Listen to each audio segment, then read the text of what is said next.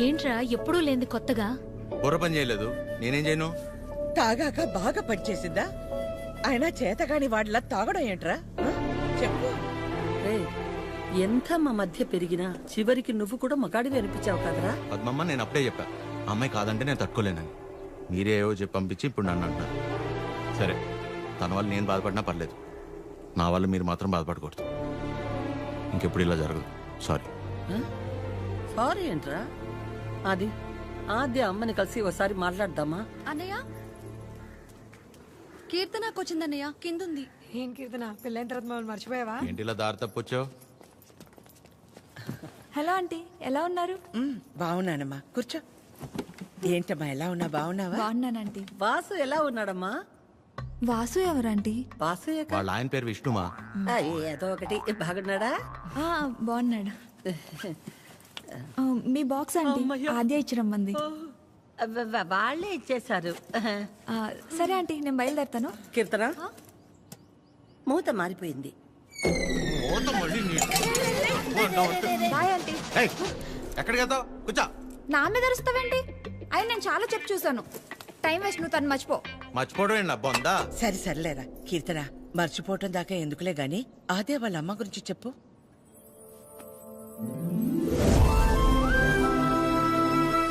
Aunty పేరు వకుల.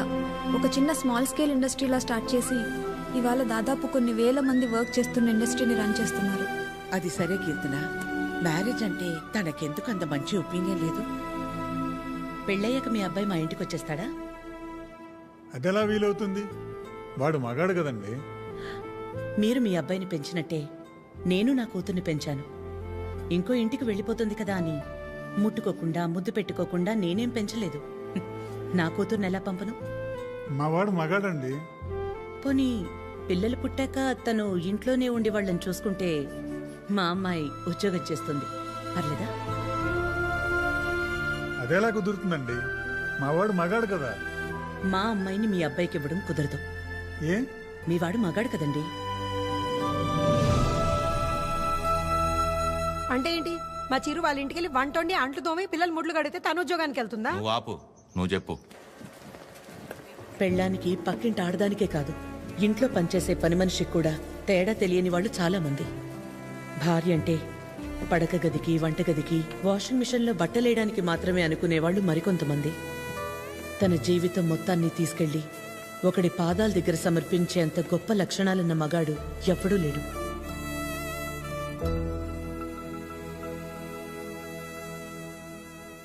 అంతెందుకు aunty, నా పెళ్ళికి ఇన్వైట్ చేద్దామని వెళ్ళాను. మీ ఇంట్లో ఏమంటున్నారు? ఆ జనరేషన్, పైగా జాయింట్ ఫ్యామిలీ కదా ఆంటీ, పెళ్ళికి రామన్నారు. 4-5 కుటుంబాలు కలిసుంటే మా జనరేషన్లో జాయింట్ ఫ్యామిలీ. ఇప్పుడు మొగుడు పెళ్ళం కలిసుంటేనే జాయింట్ ఫ్యామిలీలా ఫీల్ అవ్వాల్సి వస్తోంది. జాగ్రత్త. అబ్బో. ఏమైనా అనువకళ, తల్లే కూతురు పెళ్ళొద్దంటుంటే నలుగురు వింతగా అనుకుంటారు. మా అమ్మ వాళ్ళమ్మ దారిలో నడిచింది, నన్ను తన దారిలో నడవమంది. నా కూతురునైనా కొత్త దారిలో నడవని. ఆ నలుగురు గురించి ఆలోచించి నేను పోగొట్టుకున్నది చాలదా? ఆద్య విషయంలోనైనా నన్ను జాగ్రత్త పడి. నువ్వన్నా చెప్పాద్యా. అమ్మ చెప్పింది కదా ఆంటీ. కూతురు విషయంలోనే తను ఆ నిర్ణయం తీసుకుందంటే ఎన్ని బాధల్ని దాటి ఉండాలి. అలాగని అలాగే వదిలేస్తామా? ఎందుకు వదిలేస్తాం? ఏ ఆడదైనా సరే తన జీవితం మొత్తాన్ని తీసుకొచ్చి సమర్పించేంత గొప్ప లక్షణాలతో పెంచాం మన చిరుని. ఇలా చెప్పే ప్రేమించేలా చేశారు. నువ్వు ఊరుకొన్నానా? నీ గురించి నీకేం తెలుసు? నేను చెప్తున్నాను, ఆద్య వాళ్ళ అమ్మకి నువ్వు ఖచ్చితంగా నచ్చుతావు. నచ్చాలంటే ఆంటీకి దగ్గర అవ్వాలి కదా. దానికి నువ్వు ఉన్నావు కదా. నేనుండడం ఏంటి? నీ పెళ్లి మా ఇంట్లో పెళ్లిలా చేయలా, నిన్ను మా ఇంట్లో పిల్లలా చూడలా. ఇంతేనా నువ్వు మమ్మల్ని అర్థం చేసుకుంది? అవసరమైతే మీరు ఎవరూ లేకుండా నేను రెండోసారి పెళ్లి చేసుకుంటాను, అంతేగాని నన్ను ఇందులో ఇన్వాల్వ్ చేయొద్దు. అయినా నువ్వు హెల్ప్ చేస్తుంది టీ అన్నయ్య కోసమే కాదు, నీ ఫ్రెండ్ ఆద్య కోసం కూడా. అది గుర్తుపెట్టుకో. ఏం చేయాలో చెప్పు. One small help.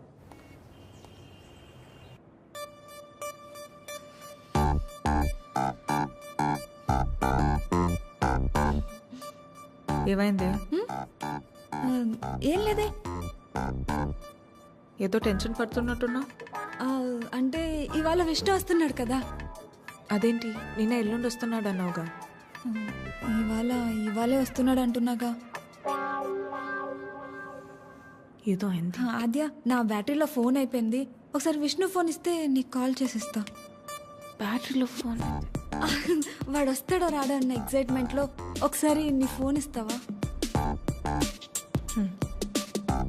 Thank you.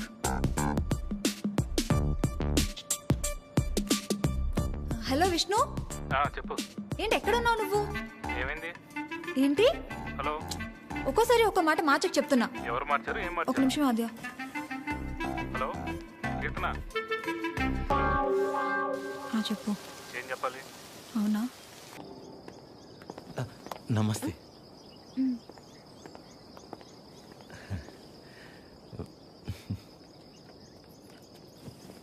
నమస్తే అండి.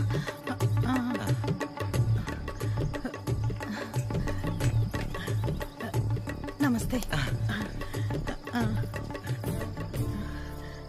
ఏయ్, ఆవిడ పని మనిషి. అయితే ఏంటి, ఆవిడ షియే కదా, రెస్పెక్ట్ ఇస్తే తప్పేంటి? హలో. నమస్తే అండి. కూర్చోండి.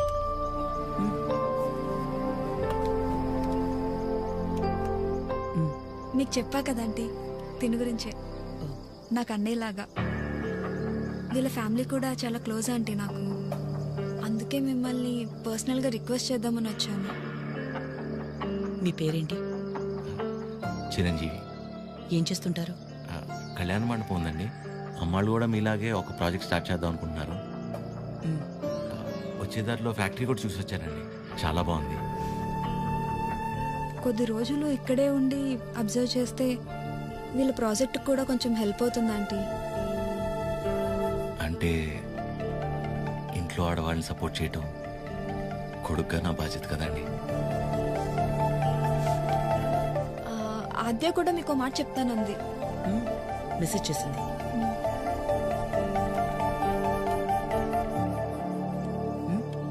ఆంటీ ఎప్పటి నుంచి రమ్మని? రేపు వెళ్ళి సరితను కలవమను.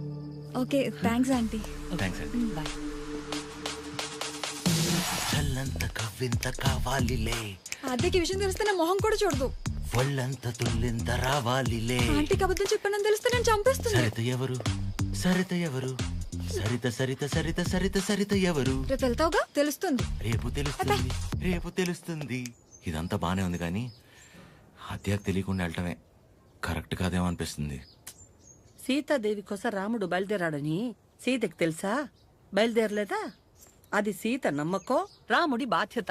ఆద్య నీ బాధ్యత. నువ్వు ఒక్కదానివి చాలే. అదేది అసలు రామాయణంలో. సరే, సరే. రే, ఉండు ఉండు ఉండు. ఆద్య కూడా నువ్వంటే ఇష్టం అని తెలుసు కాబట్టి మేం కూడా నిన్ను సపోర్ట్ చేస్తున్నాం. నువ్వు అక్కడికి వెళ్ళడం వల్ల నువ్వు ఆద్య ఒక్కటవ్వకపోయినా పర్వాలేదు, కానీ నీ వల్ల తనకి వాళ్ళ అమ్మకి మధ్య ఇంత దూరం కూడా రాకూడదు. సరే సరే, okay, bye bye bye bye. Good morning sir. Good morning sir. Good morning sir. Good morning sir. Okay, good morning. Okay, good morning sir.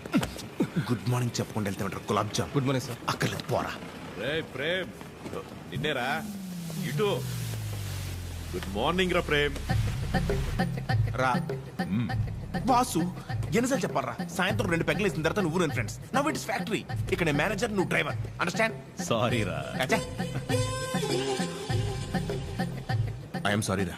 ఏరా చెప్తే నీ బర్రి పొరకు అర్థమవుతుంది అనుకున్నాను చూడు, నాది తప్పు. కరెక్ట్ రా. నువ్వు అస్సలు మారవరా డైనోసార్. ఎవరు కావాలి? సరిత గారు కావాలి. సరిత.